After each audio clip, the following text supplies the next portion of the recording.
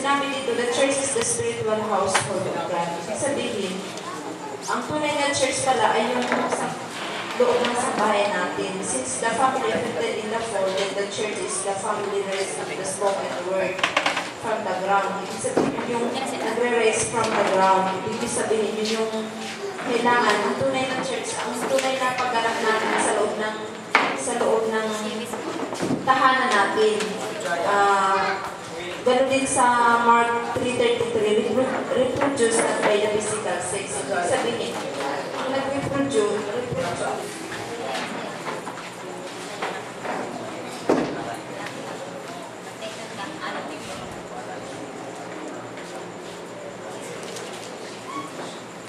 sa pamagitan ng word, ibig sabihin yung nag-reproduce,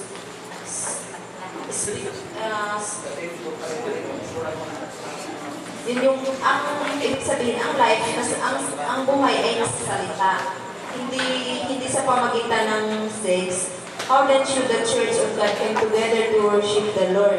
First, to complete church now has fivefold ministry. Ang nagkukumplito sa iglesia yung fivefold ministry.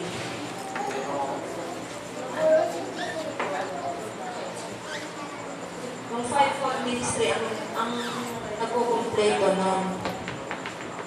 Yung the believers to be restored in the original plan of God through reduction by spiritual or physical resurrection. Yung kailangan yung speaking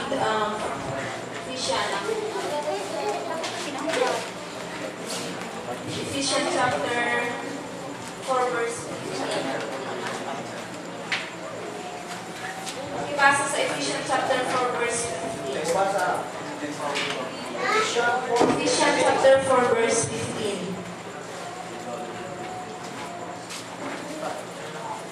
Hallelujah.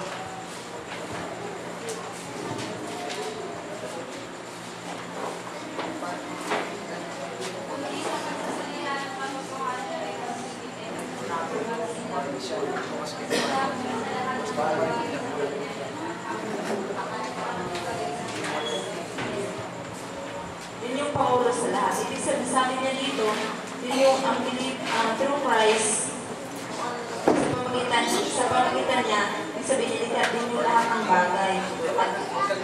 At sa pamagitan ng karunungan, makukuha yun sa pamagitan ng pag-speaking the word. Sa pamagitan din ng hearing, sa pakikinig at pagbabasa, yun yung progressive word natin. Nakasulat din sa First Thessalonians, kailangan natin i-prove yun. First Thessalonians 5:27.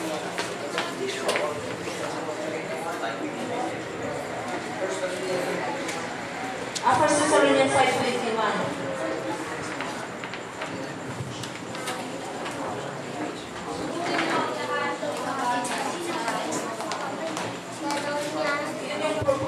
Kailangan natin lahat ng bagay i-prove natin. Sa pamagitan ng pagbabasa natin, doon tayo kumukuha ng karunungan. At pakikipag-contending. Second bride, church is the training members to speak the word. Ibig sabihin, ang bride, sa pamagitan niya, kailangan natitirain yung church. Natitirain yung church sa pamagitan, ang member sa pamagitan ng pag-speak the word.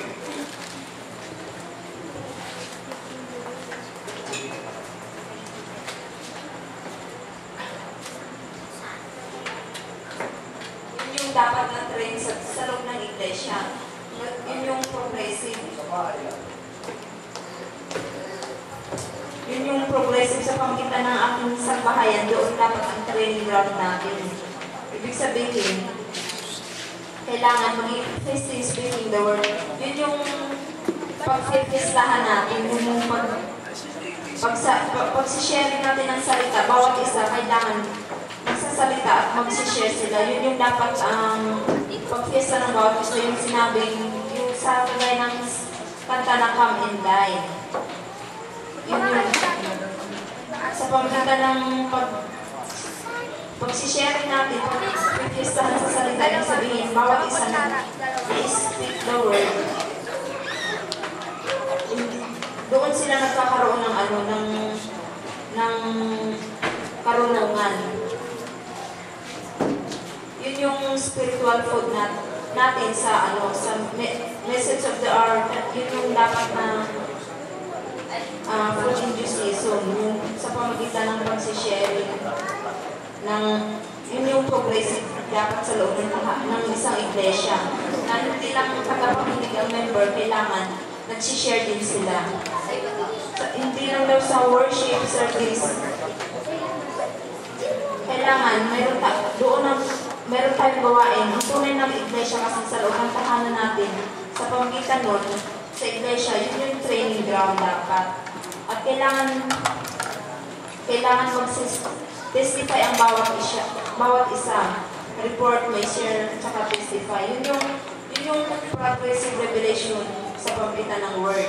And to compare report objective that will prevent the error of others.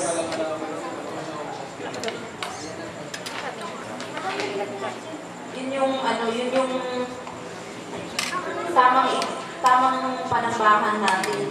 Kailangan bawat isa, hindi lang sa pamagitan ng tagapakinig lang siya, kundi sa pamagitan nun, siya din ay nagsasalita, nagsisharing din siya.